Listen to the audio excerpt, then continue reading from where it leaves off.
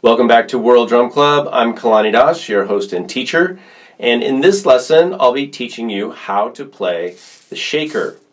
There are many types of shakers. Some of them are egg-shaped, even groups of eggs. Some of them are smaller, some are pretty big. But all the technique is essentially the same. So when you go to play the shaker or when you teach your student, here are the steps you can follow so you'll sound the best and you'll make great sounding music. First of all, no matter what kind of shaker you have, the basic holding technique is so it's parallel to the floor, across like this. Alright? Fingers are away from you and your thumb is facing you. So we don't want to hold it like this. It's not going up and down or in and out this way. No. We're going to go in a back and forth action, and I like to think about a clock. So maybe going from 11 to 1 o'clock across the center so that your arm is basically staying straight up the entire time. We're going to use a little bit of our wrist and a little bit of moving from the elbow. So we're going to use both movements. I'm going to play right now and I just want you to watch and listen. And this would be a typical shaker technique and typical shaker rhythm.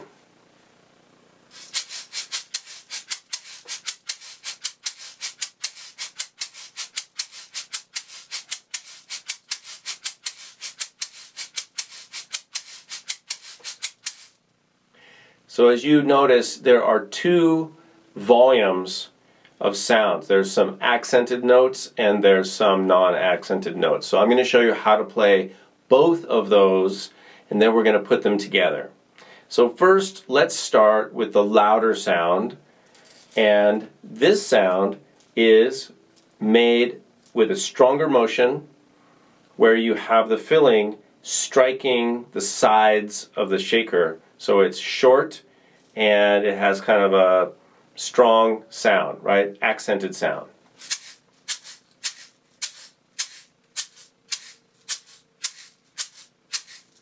And for this, I'm using a little more of my wrist. And just as an exercise, try to have it be sharp and staccato. In other words, a short sound.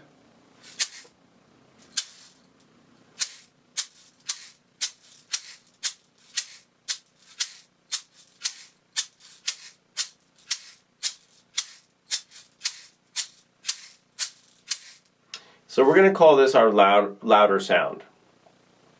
Now let's look at how to play the soft sound. The soft sound is really where you want the filling just moving on the bottom of the shaker. So when we go back to the pattern, you'll see that I'm barely moving. But for now, we're going to make this sound.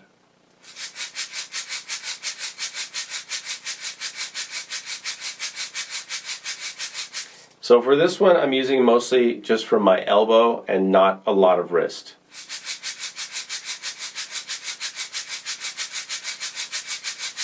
In fact, I'm barely moving.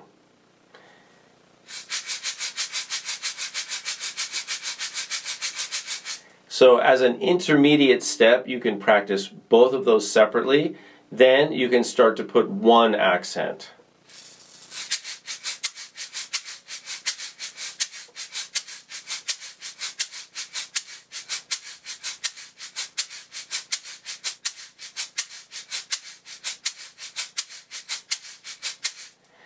You can have your students start with this kind of shaker rhythm as a basic shaker pattern, and you can put the accent on the downbeat or on the upbeat. So we can play E, A, San, S.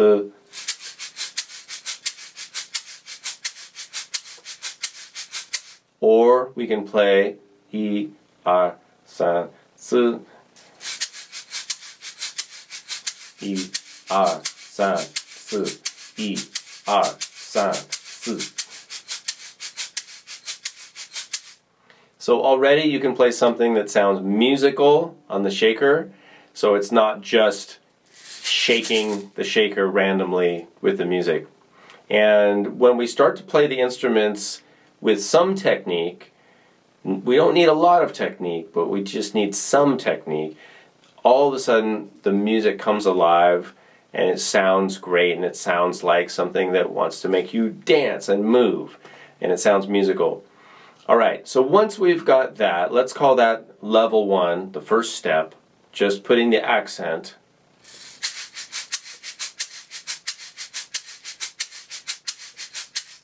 Now, let's go on in the next session, the next lesson, to what we call level 2, which would be to play 2 accents, one at the first 16th note and one at the last 16th note.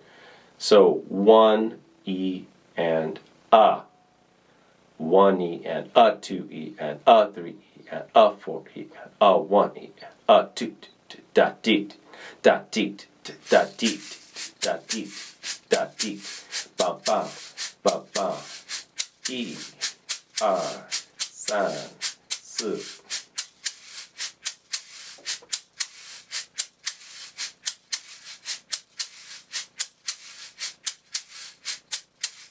This is our ultimate goal for shaker, and this would be a very common shaker pattern that you could apply to lots of styles of music. I'm going to play it a little bit faster. E, A, 3, 4.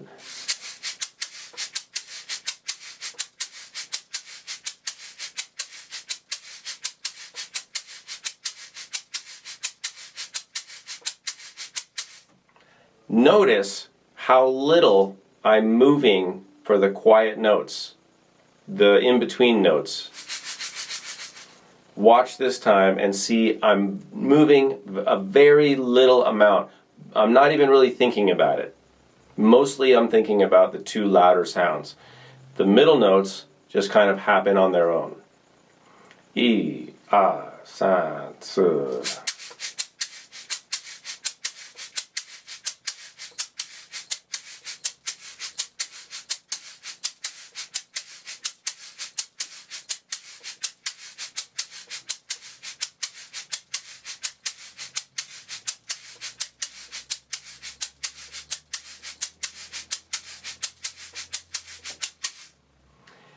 So that's how you get a musical shaker sound. And if I have a smaller shaker, let's try it with something lighter.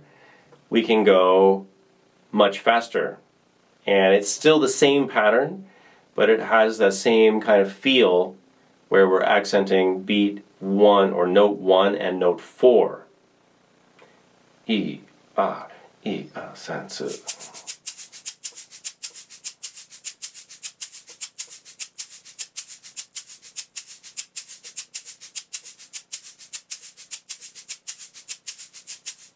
Let's go even faster.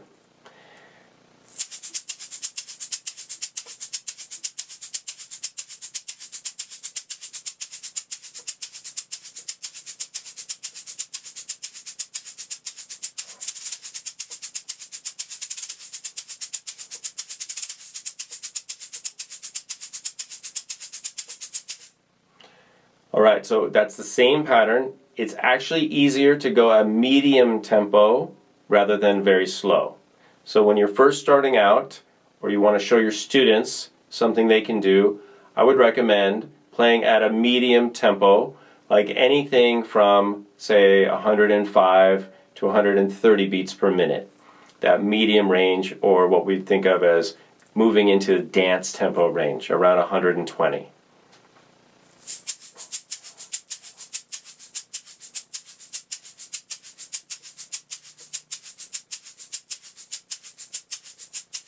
For an added challenge, you can try playing at a slow tempo.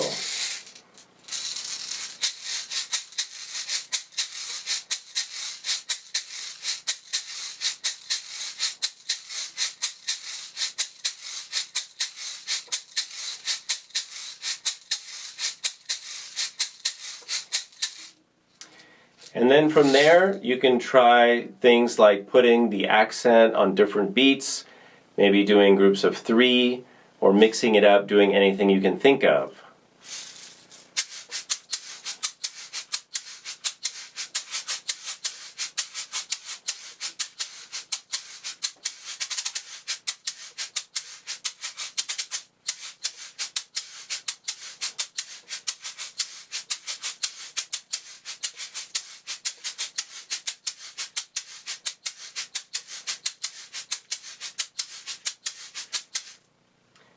So the question becomes, how do we improve on shaker?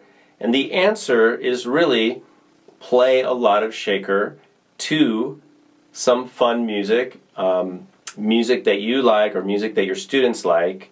Make sure it's fun, because then it's going to be motivational and they're going to spend time doing it. A great strategy is to have a few shakers, maybe some egg shakers or small shakers. Put one in the kitchen area, or put one even in the bathroom, or wherever you're going to be waiting, spending some time. If you drive, you could have one in your car, as long as you can drive safely, and play the shaker. When you have a few minutes, just play shaker if you're waiting for someone, or waiting for something to finish cooking, or whatever it is around the house. You can leave some shakers around and pick them up several times a day. Maybe you can play along with some of your favorite music.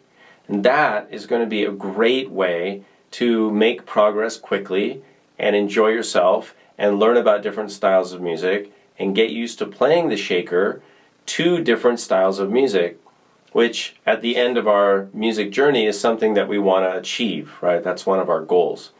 So get a few shakers, place them around, leave them out where you're going to find them easily, play with music that you like, and play with different styles of music and see how you can make the shaker fit with the music.